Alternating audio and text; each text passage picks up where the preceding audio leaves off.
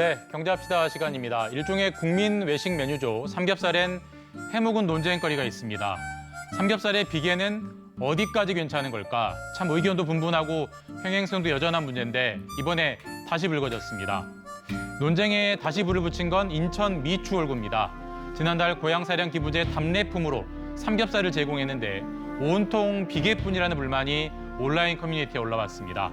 그러자 마치 물꼬가 열린 것처럼 비슷한 불만이 쏟아졌습니다. 돈을 주고 기름을 샀다. 불판 닦을 때나 써야겠다. 이 논란은 2022년으로 거슬러 올라갑니다. 3월 3일 일명 삼겹살 데이에 팔린 반값 삼겹살에 비계가 너무 많았던 겁니다. 민원이 이어지자 정부는 매뉴얼까지 만듭니다. 지방 두께가 삼겹살은 1cm, 오겹살은 1.5cm 이하여야 한다는 겁니다. 다만 강제성은 없는 공고입니다. 축산업계도 할 말은 있습니다. 국내 돼지고기 가격은 삼겹살이 주도합니다. 지방이 많게 사육할 수밖에 없는 환경입니다. 정부 매뉴얼대로 지방을 다 잘라내면 이윤이 반토막 난다고 주장합니다. 논란은 계속되지만 과태료나 벌금은 어려워 보입니다. 일단 지방 비중이 식품위생에 관한 문제는 아닙니다. 과일 당도와 마찬가지로 표준화하기도 쉽지 않습니다. 주무부처인 농식품부도 개인 기호에 관한 문제라는 입장을 명확히 하고 있습니다. 다만 비슷한 민원이 반복되는 만큼 매뉴얼을 최대한 지켜달라고 축산업체를 지도하고 있습니다. 공급이 늘면 가격은 내려간다.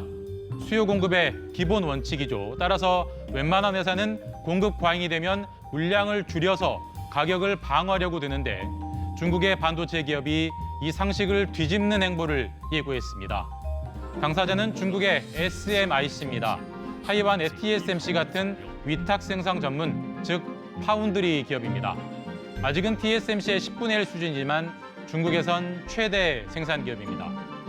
SMIC는 최근 실적 발표회를 열고 올해 공급 과잉을 예상했습니다. 특이한 건 그 다음부터인데 설비 투자액을 10조 원까지 계획보다 20% 정도 늘리겠다고 발표합니다. 미국 제재 때문에 이익도 급감한 상황에서 공급 과잉을 예측해놓고 공급을 더 늘리겠다고 나온 겁니다. 자, 뭘 노린 걸까? 태양광 패널에서 쓴 전략의 반복. 세계적 베스트셀러 칩 워의 저자 크리스 밀러 교수는 이렇게 분석했습니다. 중국은 값싼 태양광 패널을 쏟아내 해외 경쟁사를 고사시켰습니다. 마찬가지로 반도체 물량도 늘려서 가격 급락을 유도할 수 있습니다. 초미세 첨단 반도체는 아직 어렵지만 구형 반도체는 충분히 대량 생산 가능합니다.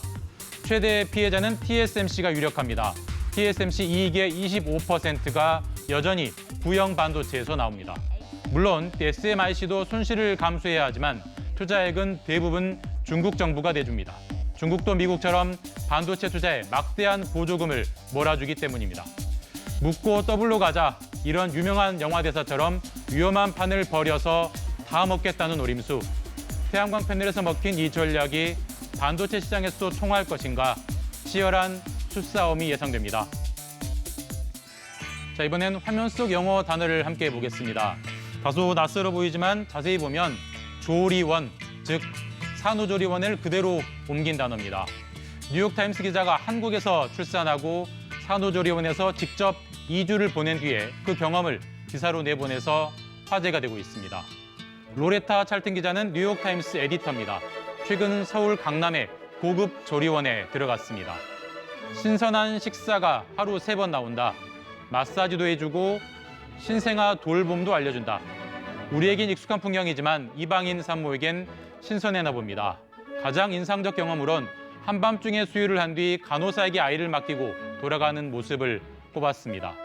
자신이 누린 최고의 호사였다 지켜 세웠습니다. 한국에선 임신을 하면 조리원부터 예약하는 점도 강조했습니다. 비용은 2주에 800만 원이었습니다. 건강보험은 적용되지 않았다고 덧붙였습니다. 기자는 이 대목을 한국의 초저출생과 연결해 해석했습니다.